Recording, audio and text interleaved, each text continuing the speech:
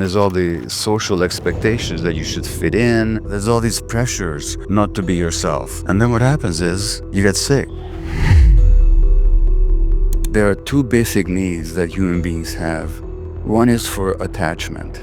Now, attachment is absolutely essential for human survival. Attachment is actually a biological drive. It's an instinct to be close to another person, because without it, we can't survive. The human infant is the most helpless, most dependent, least capable creature in the universe. And so without an attachment drive that calls that infant to come close to the mother, to be taken care of, or to the father, to the parenting figures, and without an equivalent attachment drive on the part of the parenting figure to be close to the baby, there's no survival of the infant.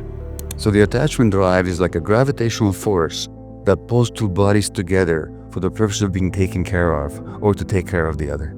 So that attachment drive is not negotiable. We can't survive without it, nor could we have survived as individuals as we evolved from our pre-hominid ancestors. And over millions of years, or hundreds of thousands of years, people had to attach to each other in small groups in order to survive. So that's just a basic need. But we have another need, and that need is for authenticity. And authenticity means knowing what you feel and your guts and being able to act on it. Now let me ask you a question. If you've had the experience of having a strong gut feeling about something, ignoring it and being sorry afterwards, just raise your hand. Well, again, that's how important it is. That's how important it is. And when you think of human evolution, or think of any animal out there in the wild today, just how long does an organism, that creature, survive out there in the wild if they're not in touch with their gut feelings? So we have these two important needs, attachment and authenticity. What we now know is that the circuits of the brain are actually shaped by early experiences, so that the brain isn't just genetically determined, that already in the uterus, what's happening to the mother is already affecting the brain circuitry of the child. So when the mother is stressed, that's affecting the baby's brain. And these people that are traumatized in childhood, they don't have the conditions for healthy brain development. And then they're going to have mental health problems. And they're going to have ways of compensating for those mental health problems through addictive behaviors. So whether we're looking at the low self-esteem, whether we're looking at the brain physiology, whether we're looking at the spiritual isolation of how alone the addict feels, that it all goes back to what happened early in childhood. It's just a compensation. It's not a healthy compensation. It creates more problems. But where did it begin? It began with suffering on the young child. You're 2 years old, and your mother doesn't give you another cookie before dinner. So you do what a 2-year-old does when they don't get another cookie. You throw a tantrum. And then you get the message, good little kids don't get angry. You might even be punished. Jordan Peterson, the Canadian psychologist, says that an angry child should be made to sit by themselves. So the message that the angry child gets is not that good little kids don't get angry, but that angry little kids don't get loved. No, what I told you was that the attachment drive is not negotiable. If I get the message that my healthy anger, which is just expressing how I'm feeling, is unacceptable and threatens my attachment relationship because I'm going to lose the parent if I do it, what do you suppose I'll do? What do you think is going to get sacrificed? The attachment? Impossible. In every case, the authenticity is going to be sacrificed, and now we become separated from ourselves. Sometime in your childhood, you learned that it was safer for you to ignore your gut feelings than to pay attention to them. And I'm not saying that your parents meant to teach that to you. I don't doubt for a moment that they did their best, but that was their best because of the way this society raises children and stresses parents. The result is a lot of people who are completely disconnected from themselves. So when the parent is not around, the infant is meant to panic. Why? Because the infant panic response will show itself in crying and distress, and that'll bring the parent running because the parent's care system gets activated by the child's panic. Grief is when the care is lost, and there's real grief. And that's the necessary process to come to terms with the loss. It's gone, I'm not getting it back. I'm so sad. Now, In our evolutionary environment, where we grew up in small band hunter-gatherer groups, the parents may have been lost, but there were others around to hold the child. So the child will be held in their grief. If the child is held in their grief, they can move through it and move past it and know that it's okay to grieve, even liberating to grieve, just like the liberation that you felt. But if there's nobody around to hold the child in their grief, then we suppress our capacity to grieve. The trauma is a psychological wound. It's not what happens to you. It's what happens inside you. It's not hit that you get, it's the concussion. So that wound can show up 70 years later when something touches it. The characteristics of the wound, basically, if you touch it, it's very sensitive. That's when you're triggered. Good thing you're being triggered, because it means you get to examine yourself, because the trigger is only a very small part of the mechanism. Every time you get triggered, you get an opportunity to examine what explosive charge I'm still carrying from childhood. The other aspect of a wound is that it scars over. And scar tissue, while it's protective, is not live. It doesn't have growth capacity. So people who are traumatized get stuck. They disconnect from their bodies. They disconnect from their feelings. So that the protective response is to disconnect from yourself. Trauma, in a sense, represents the organism's automatic defense mechanisms, but that disconnection from feeling, it creates all kinds of problems later on in life. First of all, what do I mean by the myth of normal? What I mean by that is that we tend to make the identified sick individual abnormal. There's an abnormality about them. They're the abnormal ones. The people with depression or psychosis or ADHD or autism or a physical illness, they're abnormal. That's one way to look at it. But the other way to look at it is that the abnormality is in a society that generates these illnesses, and that these illnesses or these conditions are normal responses to abnormal circumstances. We talk about PTSD, post-traumatic stress disorder. There's a disorder, right? There's something wrong with that person. Really? Or is it the fact that people who develop the symptoms of what we call PTSD are having normal responses to abnormal stresses in their lives, beginning in childhood and then continuing into adulthood?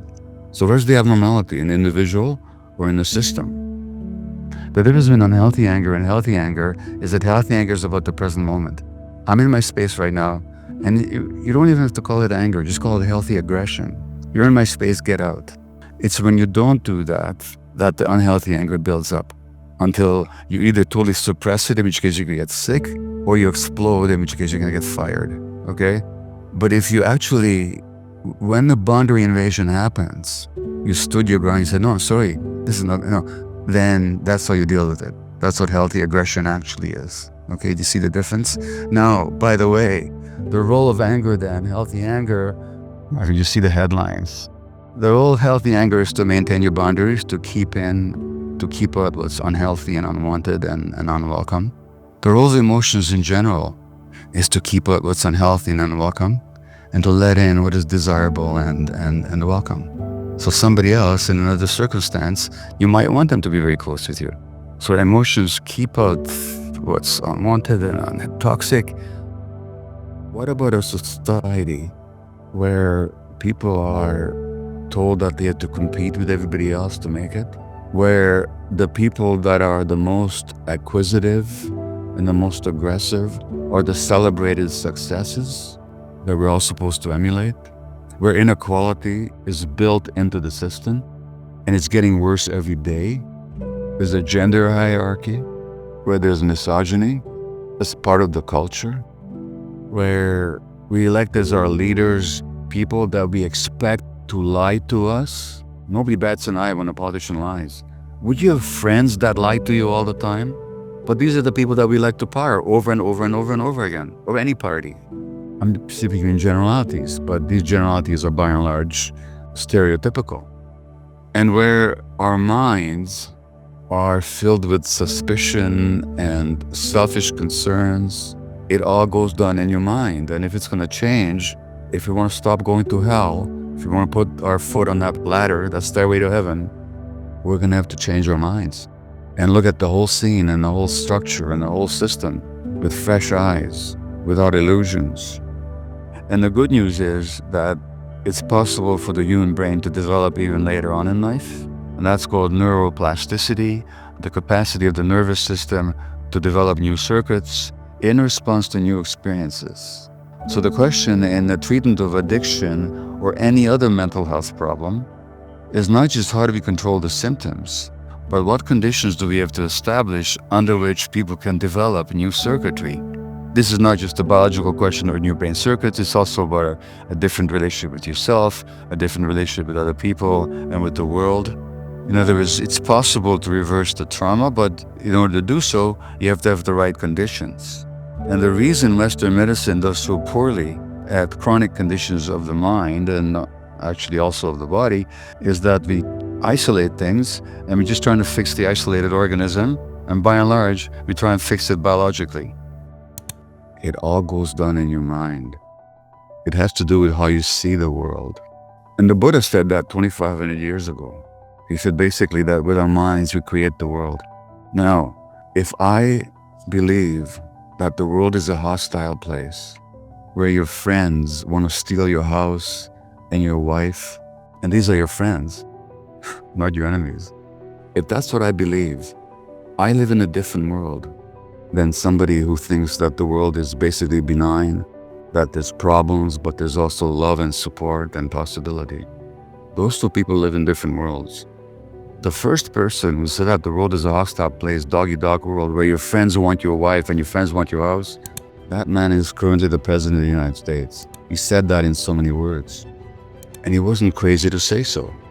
Because what he's just picturing is his childhood experience in a highly traumatizing, dangerous home.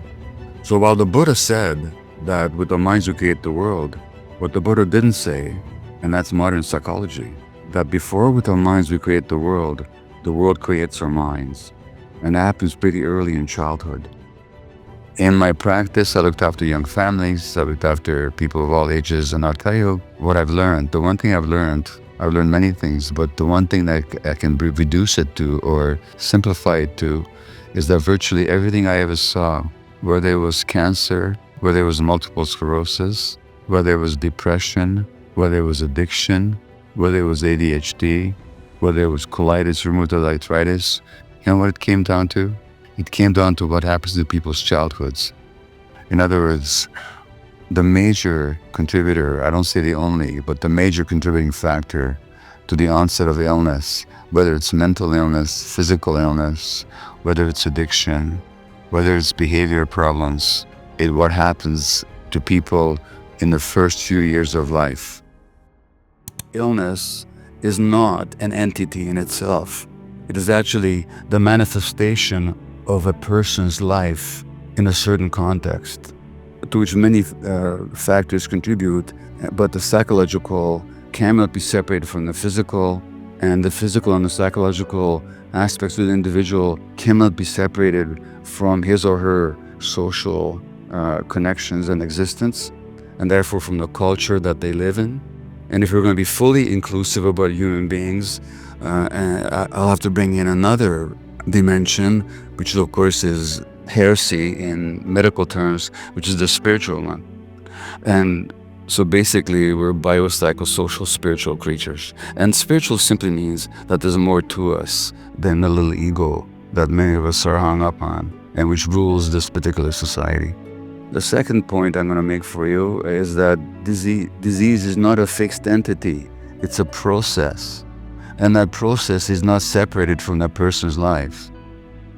I define addiction as manifested in any behavior that a person finds temporary pleasure or relief in and therefore craves, but suffers negative consequences in the long term as a result of, but does not give up despite negative consequences. So craving pleasure, relief in the short term, harm, inability to give it up. That's what an addiction is. Now, notice in that definition, I said nothing about drugs.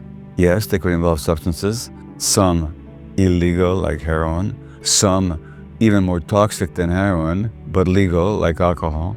The definition also includes people who are addicted to gambling, to shopping, to eating, to work, to the internet, to pornography, to sex, to power, to a whole lot of other human behaviors.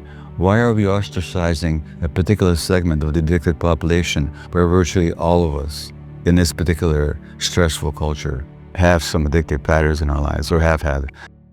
The addiction is never the primary problem. The addiction is always an attempt on the individual's part to solve a problem. The problem is, why am I having so much emotional pain?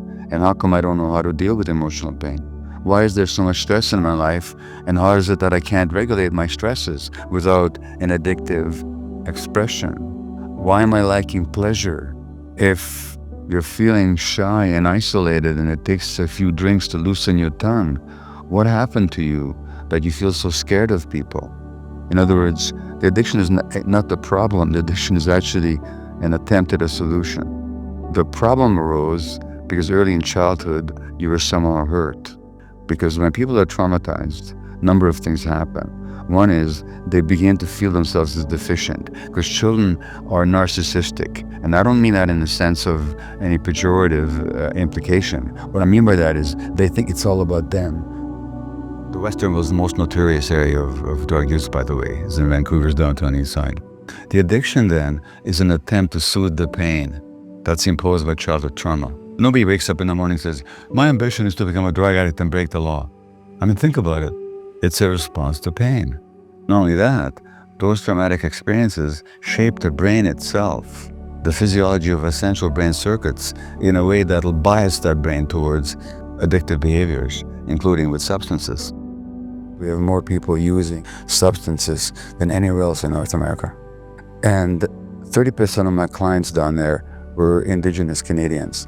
Now, Indigenous Canadians make up 5% of the Canadian population, 30% of the addicted population, 30% of the jail population. Indigenous women make up 50% of the Canadian jail population amongst women. Now, clearly, there's a link between social, economic, and racial status and illness. So then you have to start asking, what are the factors on a social level that promote addiction, that promote mental illness, that promote suicide, that promote physical illness? Now, if a First Nations Canadian, an Indigenous Canadian woman, has six times the rate of rheumatoid arthritis, that much higher than anybody else, 6 times.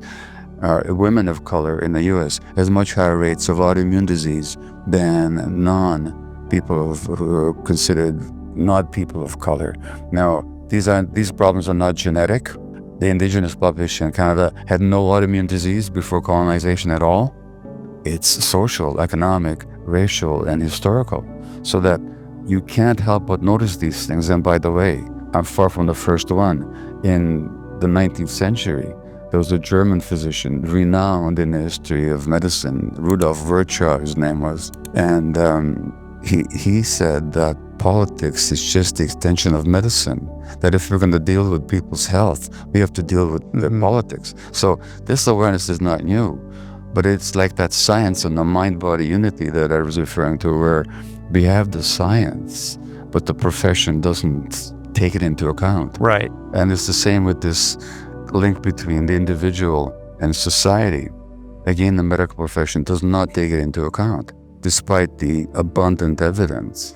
When you look at the scientific literature on stress, and by stress I mean emotional factors that affect your physiology, your immune system and your hormones and everything. What are they? The major factors for stress are uncertainty, loss of control, lack of information, and conflict. Now, in this society, how many people are living with loss of control, uncertainty, lack of information, insecurity, and conflict? This system is almost designed to make people feel insecure. And for example, at the time of economic crisis, they looked at young people in Greece as compared with Sweden, which wasn't having an economic crisis. The stress hormone levels of the young Greeks were really affected by what's going on economically, and that promotes inflammation. And the researchers actually said that this is going to affect the future health of these young Greeks. Mm-hmm. This is a social issue. It wasn't an individual biological problem restricted to a single human being. It was a social issue inflicted by social, political, and economic conditions. And that happens on a massive scale under globalized capitalism to a lot of people. The issue of loneliness. So if you look at the number of people who describe themselves as being lonely, in the United States, that's doubled within 20 years. And loneliness is as major a factor for physical illness as smoking 15 cigarettes a day, or as high blood pressure or obesity. And loneliness has been spreading in the Western world again under the impact of a globalized economic system that pits people against one another, that says that competition and aggression and mistrust of others is the way to survive, and which has, in many, many ways, documented ways, eroded communities and extended families and has cut down on people's sense of community.